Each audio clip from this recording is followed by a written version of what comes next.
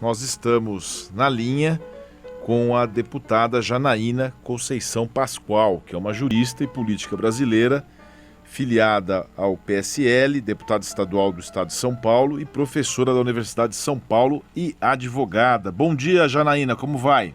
Olá, como é que vai? Uma honra poder conversar com você, CG, com seus ouvintes. E você esqueceu de dizer aí que nós somos colegas, né, de conselho de ordem, não agora, mas nas gestões passadas, e que eu sou fã da sua mãe. Ah, isso é bom. Então temos alguma coisa muito em comum, né, Janaína? Muito. Você é a fã número 2, então, digamos Pronto, assim. tá bom. Tá bom. Você já tem tantos primeiros lugares na vida. Que lindo. Você tem uma...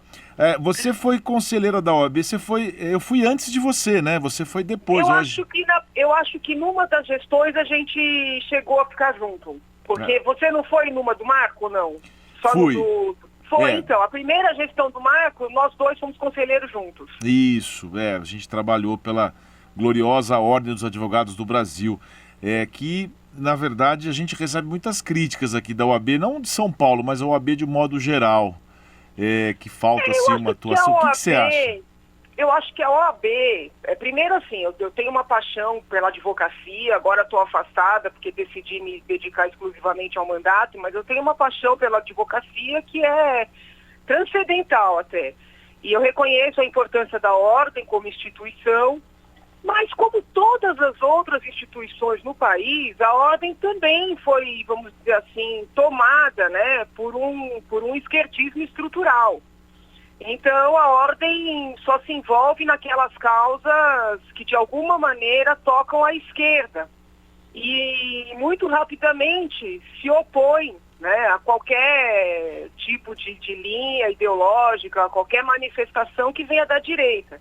Então, isso me incomoda já há muito tempo, né, mas aí não é só a ordem, é o país inteiro, entendeu? As universidades, a própria imprensa. Então, acho que é um processo, né, da gente seguir falando e tentando democratizar.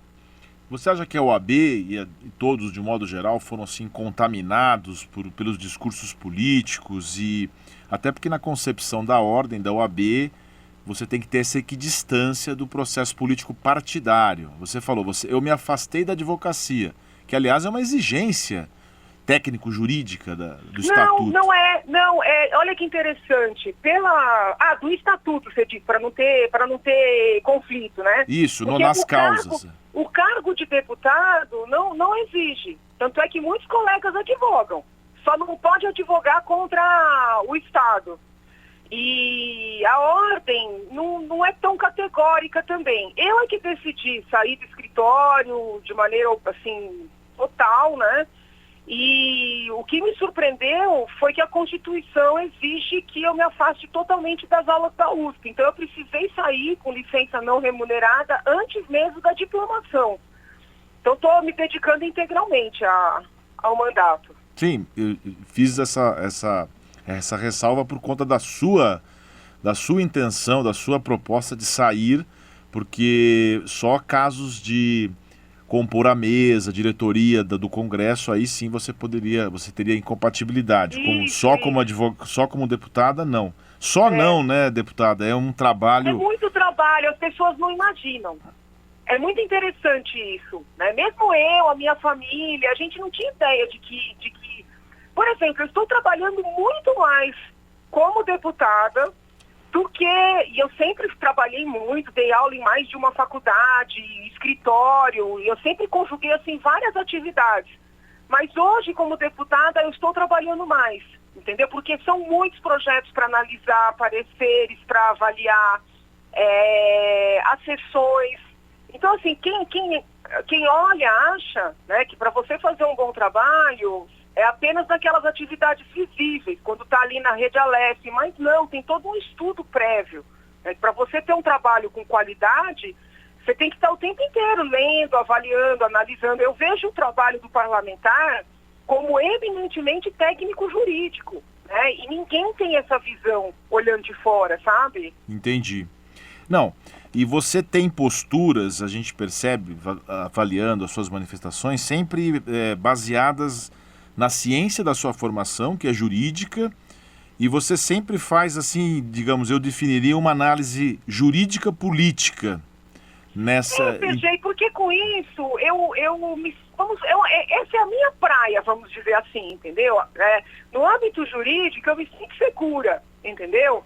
E eu acho que é uma arma que eu utilizo para buscar ser justa, porque se a gente vai só para análise política ideológica, existe aquele risco, né, de você apoiar tudo aquilo com que você concorda e rejeitar tudo do que você discorda sem analisar os métodos, os meios, entendeu?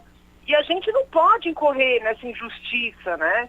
Que infelizmente muitas vezes a gente vê no próprio Poder Judiciário. Né?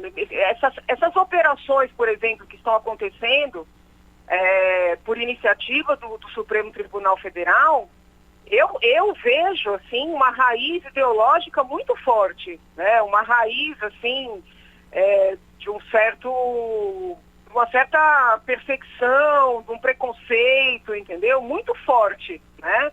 E eu acho que isso é ruim. A gente tem que agir da mesma forma diante de situações, né, que nos agradam e que nos desagradam, olhando objetivamente. Então eu procuro sempre fazer essa análise jurídica. Nem sempre sou bem compreendida, né? Porque no mundo político parece que você tem que ter grupo, né?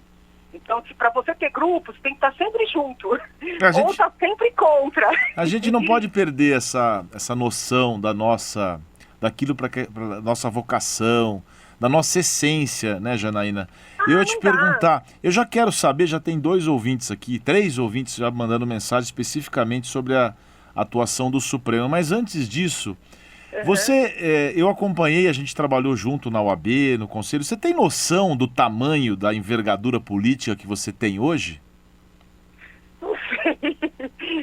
Eu não sei. Eu não estou te elogiando, assim, eu estou dizendo assim, no sentido do tamanho do que você representa. E se essa envergadura, se tudo aquilo que você... esses milhões de seguidores, se cabe nessa estrutura hoje de um país tão polarizado, tendo em vista essa sua essência jurídica? Eu não sei. Eu me sinto muito deslocada, assim, sabe? Sente, isso aí me sinto. Mas eu não sei se é agora isso, porque eu já me sentia deslocada na USP, entendeu? Então, assim, não significa que eu seja melhor ou pior do que ninguém. Mas eu me sinto bastante isolada, né? Uma forma de pensar, um modo de ser muito diferente. Né?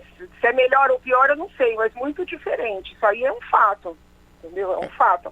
Esse teu deslocamento faz com que você pense bem nas decisões, até porque lá atrás você foi cotado até ser candidata a presidente, ser candidata a vice, e você falou, pera lá. Essa história do vice foi difícil, viu? Foi um capítulo difícil na minha vida. Foi, né? Eu imagino. Foi.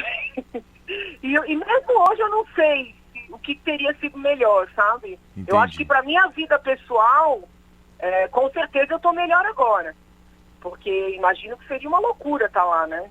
Mas não sei se para o país não seria melhor, entendeu? Eu acho que eu teria, não sei, talvez seja uma grande ilusão da minha parte, conseguido segurar um pouco esses arroubos do presidente, talvez segurar um pouco esse pessoal mais aguerrido, que tanto prejudica o governo, né? Por mais que eu entenda injustas essas tantas buscas e apreensões, essas prisões, agora quebra de sigilo de parlamentares sem nenhum elemento, eu acho tudo isso muito injusto, do seu ponto de vista jurídico. Tá. Então não, desculpa, te interrompi, perdão. Não, mas até ajuda um pouco o presidente, porque é um pessoal muito doido, entende, Sergei? Muito doido. Aliás, eu gosto que você está bem animada já. Olha, o Márcio Yoshida aqui, que é advogado, seu fã, ele fala justamente isso e pergunta aqui, como a professora, né, Janaína, vê o ponto de vista do ponto de vista do direito penal, ele denomina como canhestra situação do ministro Alexandre Moraes, do STF, que comanda as investigações, acusam, julgam e também são vítimas do suposto crime do inquérito das fake news. Aí ele faz justamente essa alusão ao Supremo mandar instaurar o inquérito, investigar e depois julgar. Isso você já se posicionou contra, não é? Sim. Mesmo cumprimento o doutor Márcio, Faz muito tempo que eu não vejo, conheço o doutor Márcio. O que ocorre é o seguinte, mesmo antes desse inquérito atingir, vamos dizer assim, esses bolsonaristas raiz, eu já criticava esse inquérito, né, por todas as incorreções processuais, penais. Ele começou a alcançar revistas, censurou revistas, perseguiu auditores fiscais, até procuradores da República foram de alguma maneira ameaçados. Ou seja, qualquer pessoa que ousasse levantar a hipótese de uma ilegalidade praticada por um ou outro ministro, instaurar uma investigação, era ameaçada com esse inquérito, né? E esse inquérito, ele se presta a tudo e qualquer coisa. Não gostaram da frase do ministro da Educação, joga o ministro para dentro do inquérito. Cismaram com postagens de seguidores do presidente. Vamos fazer busca e apreensão na casa de todo mundo. Poxa, quem conhece um pouco de direito penal, processual penal, sabe que as coisas não são assim. Então gera também uma indignação, porque nós sabemos o tanto de ações originárias lá por peculato, por corrupção, por lavagem, que estão paradas, né? E todo esse aparato estatal se movimentando com uma agilidade nunca antes vista por causa de postagens. Então, assim, por mais que eu discorde da forma desses apoiadores, eu confesso a você, Sergei, que eu até duvido muitas vezes desse apoio. Às vezes eu acho que são pessoas ali estrategicamente colocadas para gerar conflito. Mas, assim, por mais que eu veja um cenário, né, de que são pessoas que só atrapalham o governo, do ponto de vista jurídico, eu não posso corroborar, né? Veja bem, quantos parlamentares foram citados nas delações, né, da Odebrecht, da JBS? Nós não vimos quebra de sigilo fiscal, quebra de sigilo bancário, que até teria um link, né, porque tem a ver com dinheiro. Por que estão quebrando os sigilos desses parlamentares todos, por mais radicais que sejam, né? E em que medida o radicalismo deles é maior do que o radicalismo da esquerda, que sempre incentivou invasões de terra, quebra-quebra. Na reforma da Previdência aqui, invadiram a Assembleia, quebraram a Assembleia sob aplausos de PT e PSOL. Então, assim, nunca aconteceu nada. E aí, de repente, né, o Supremo decide ser o guardião aí de uma democracia que ele está dizendo qual é e qual deve ser. Então, assim, do ponto de vista jurídico, esse inquérito não tem sustentação. Agora, eu vejo nesse inquérito, conforme a gente vai analisando, né, as mudanças do rumo do inquérito, um caminho que eles encontraram para tentar buscar prova, porque as tantas buscas mostram que eles ainda não têm essas provas, eles estão tentando, para instruir o processo no TSE e caçar a chapa. Então, assim, é um movimento que é flagrantemente político, entendeu? Então, assim, eu sou muito crítica ao presidente pela forma, pela a contundência de algumas manifestações, pela irresponsabilidade com que ele lidou com essa doença, né, o Covid, tudo isso eu sou crítica. Mas eu não consigo, né, assim, ver nenhuma sustentação para fazer tomar todas essas medidas aí para tentar criar um factoide para caçar a chapa, né? Porque quem acompanhou todo o processo em torno de Dilma Temer vai lembrar que o TSE tinha prova sobrando para caçar Dilma Temer e eles foram contra a cassação. Entendi. O voto do ministro Herman Benjamin foi uma aula, né, de direito eleitoral, de direito constitucional, e eles não cassaram. E agora eles estão criando uma situação, entendeu? De um suposto crime contra a democracia que não tem nenhum ato, né? Tem falas idiotas desses seguidores que só atrapalham, mas não tem nenhum ato objetivo para caçar a chapa. Tá. Então, pegando esse ponto para ter o contraponto, você mesmo mencionou irresponsabilidade, idiotas que fazem essas manifestações. Até vi você manifestando alguma em relação àquela moça que foi presa, que eu acho que você mencionou que ela é extremista, mas assim, ela não é assim um perigo para... Não, eu achei esquisito, porque o Jornal Nacional fez uma matéria, a meu ver, ridícula. Não, porque é extremista, Sarah Winter, porque é extremista. Eu falei, o que ela fez? Um monte de careta, ficou dando grito, fez vídeo, soltou fogos e segurou uma tocha? O que ela queimou? O que ela explodiu? Quem ela decolou? Porque a mesma imprensa, né, que fica colocando, por exemplo, terroristas islâmicos como lutadores pela liberdade, pega uma moça, desculpa, boba, entendeu? Que gosta de aparecer, que já foi tudo na vida desde que tem uma câmera filmando, e fala que a moça é extremista, para querer atingir o presidente, entendeu?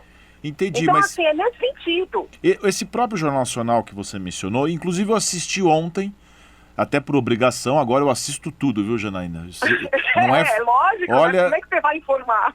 Porque, olha, advogado não é fácil, mas também em função de jornalismo, de comunicação... Difícil. Ó, já estou recebendo aqui mais de 20 mensagens, 10 elogiando, 5 criticando, estão criticando até mim, até eu, né, que eu não estou fazendo as perguntas. É assim, a função é essa.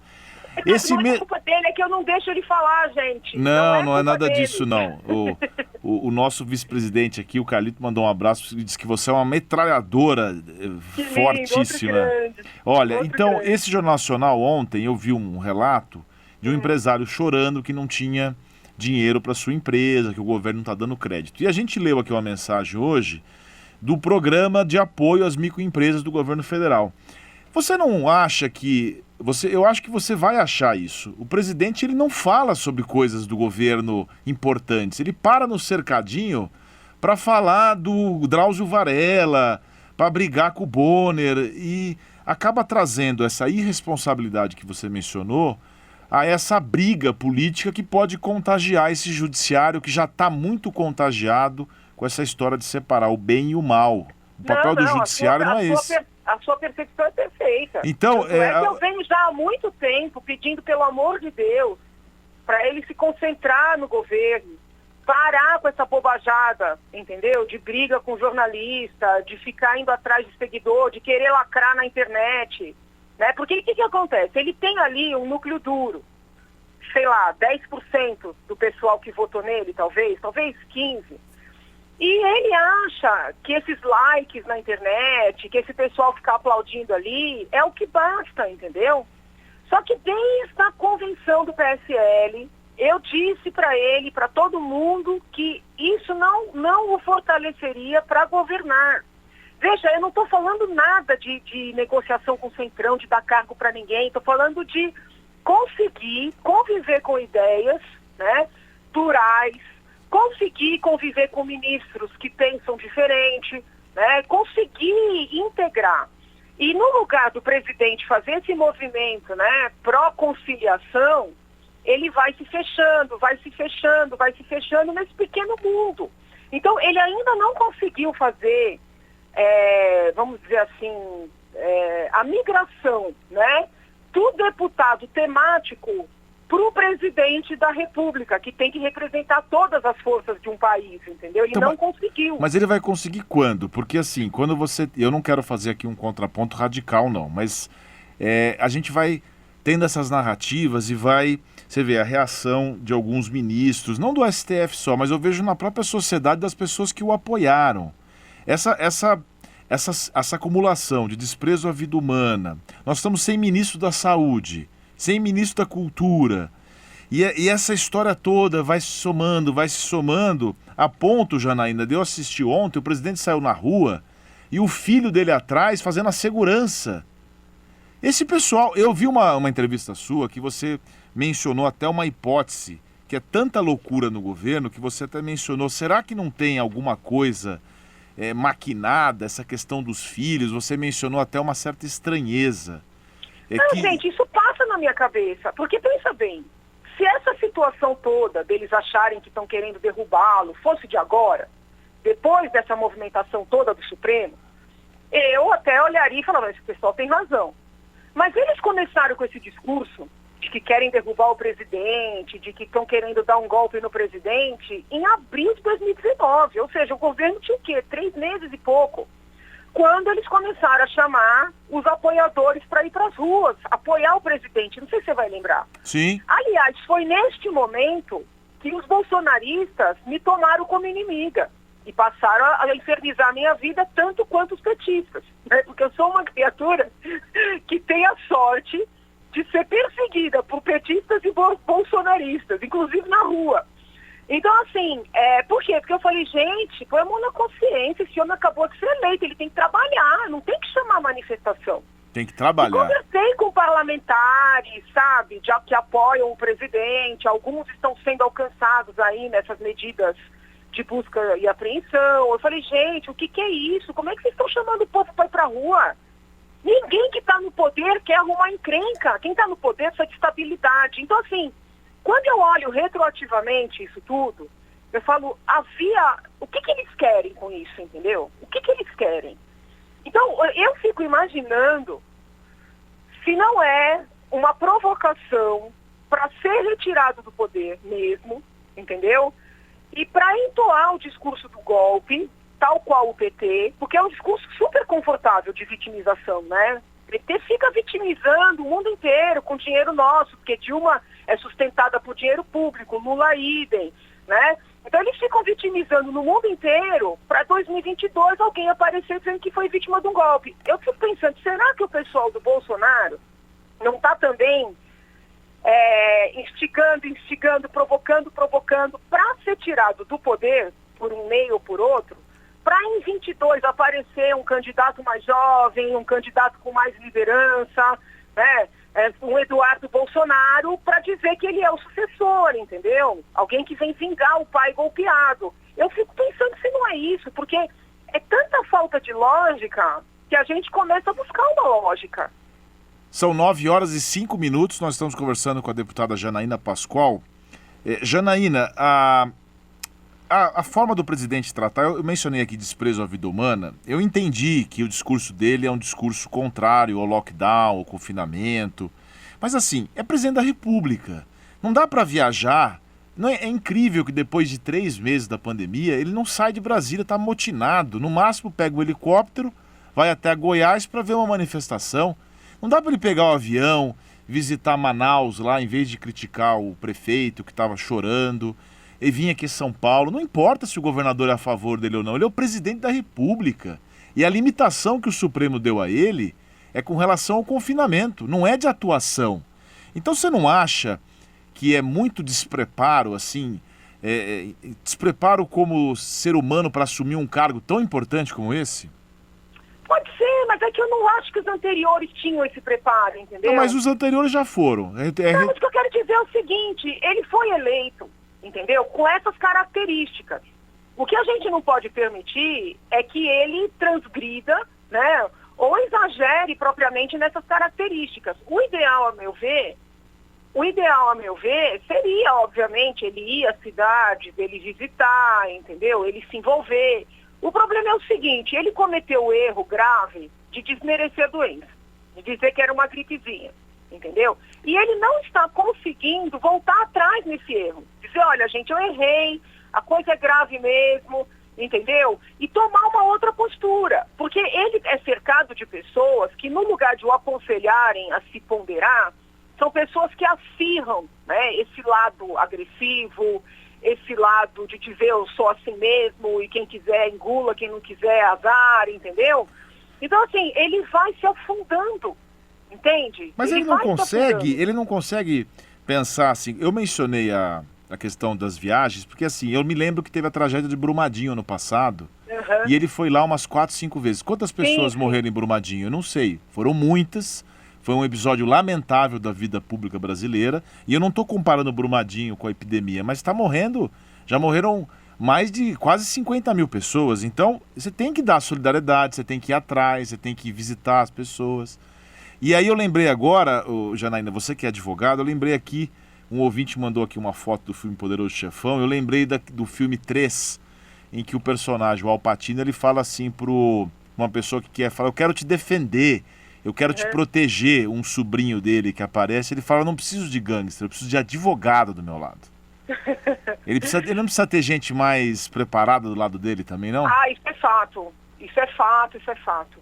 Mas voltando à questão dos estados e dos municípios, eu acho que também aconteceu um problema, surgiu aí uma queda de braço entre eles, os governadores, queda de braço esta que agora aparece entre os governadores e os prefeitos, né, nesse processo de reabertura. E ele errou muito, mas em algo ele tinha razão, né, que o dinheiro que foi liberado, esse dinheiro iria ser roubado, entendeu? Então esses prefeitos e governadores que também ficam chorando, né, com vitimização nas redes, não dão conta de explicar onde é que está a verba que foi liberada, inclusive pelo Ministério da Saúde, do Jair Bolsonaro, e não foi aplicada para prevenir e tratar o Covid, né? As compras milionárias, entendeu? Que agora, graças a Deus, a Procuradoria-Geral da República está agindo para apurar, entendeu? Espero que aqui em São Paulo o Ministério Público Estadual também apure, porque a compra dos respiradores é algo inexplicável. Eu acessei os autos, analisei a documentação. Então a gente tem que limpar um pouco a ideologia, né, da situação. Ele errou muito, ele erra muito. Ele é cercado de pessoas que, a meu ver, são pouco preparadas, mas muitos dos avisos que ele deu, a gente está vendo que eram verdade, né? Então, assim, cadê os milhões que foram liberados pelo Ministério da Saúde? É fácil o prefeito de Manaus ficar chorando, sendo que os médicos de Manaus já não recebiam seus salários havia mais de ano. Por isso que não queriam atender. Que eu cheguei a tentar começar uma corrente para a gente contratar médico de São Paulo e mandar para Manaus. Quando entrei em contato com o povo de Manaus, me disseram, mas doutor, aqui tem médico sobrando, só que eles não pagam. Então é fácil esses governadores baterem no peito, ficarem dando uma de bonzão, entendeu?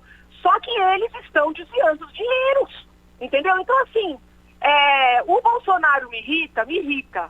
Mas quando eu olho para o outro lado, eu não vejo algo assim tão melhor. Eu entendo né? Eu vejo gente dissimulada, hipócrita, eu sei. Educada, mas que no fim o dinheiro não chega na ponta. Aliás, muito dessa narrativa a gente constrói aqui no 8 em Ponto, aqui na Rádio Cultura, a gente tenta fazer essa, digamos, se inspirar nessa isenção para poder fazer os comentários. Muito da hipocrisia, muito da burocracia do Brasil levou a essa situação que a gente está hoje. Não é o fenômeno, digamos assim, de radicalização, encontrou também nas figuras de Estado uma leniência, a própria justiça não funciona, né, Janaína? Então não é só... Mas assim, o que eu quero fazer o contraponto com você é justamente que o presidente poderia estar fazendo essas análises em loco, fazendo aferições, assim, olha, em Manaus nós temos tantos recursos alocados, em São Paulo é assim, olha aqui, na economia nós temos esse programa de financiamento dos microempresários.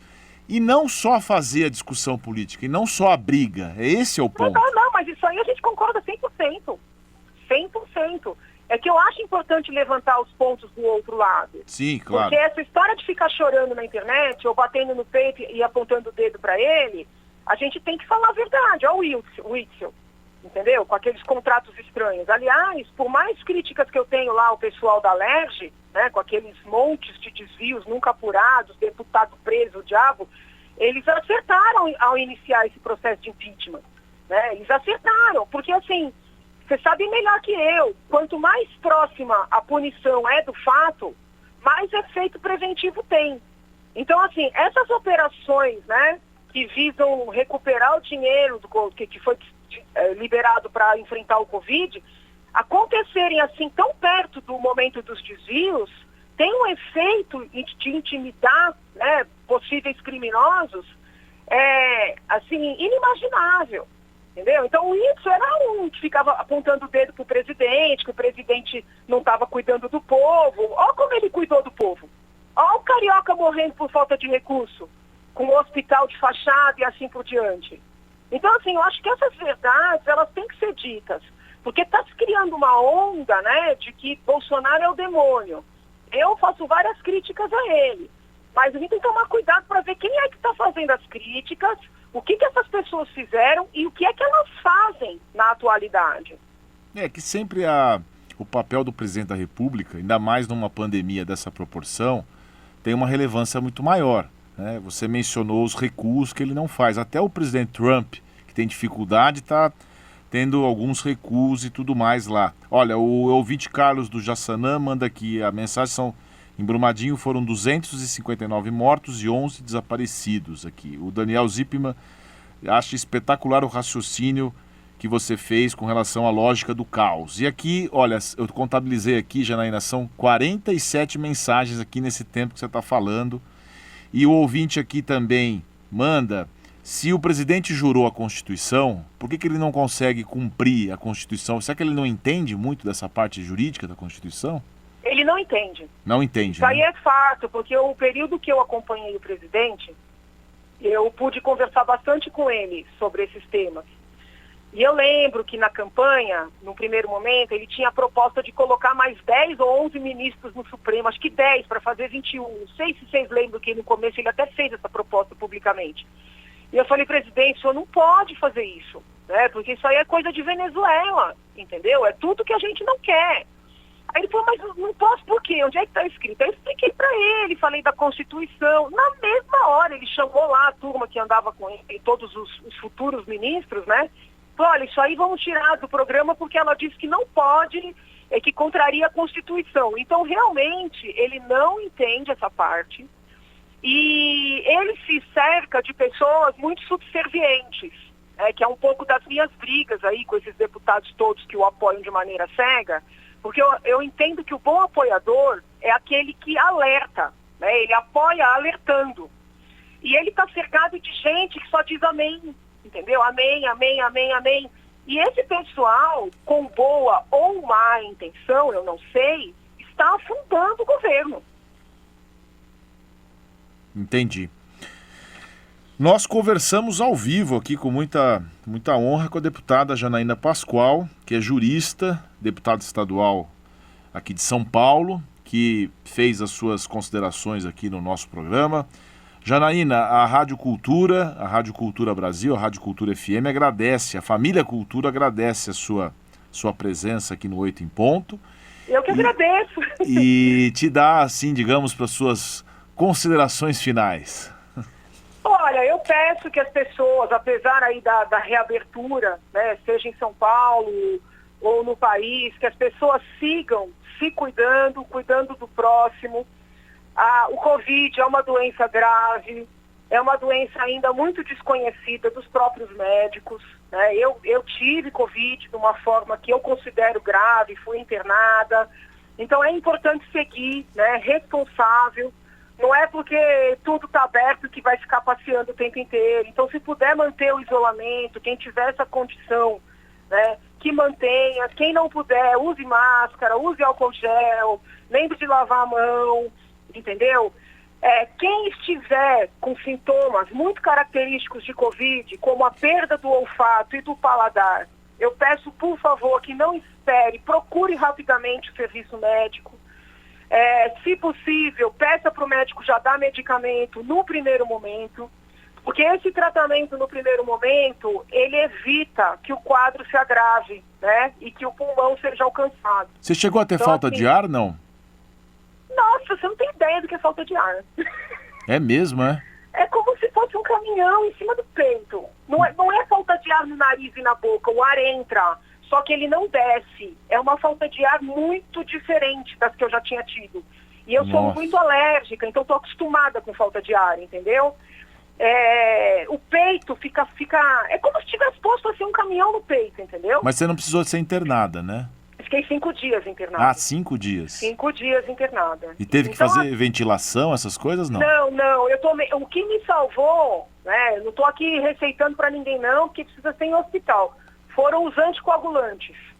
Porque médicos brasileiros, isso é importante de dizer, a gente só elogia o que é de fora, médicos brasileiros perceberam que essa doença, ela atinge os trombos, ela atinge a circulação.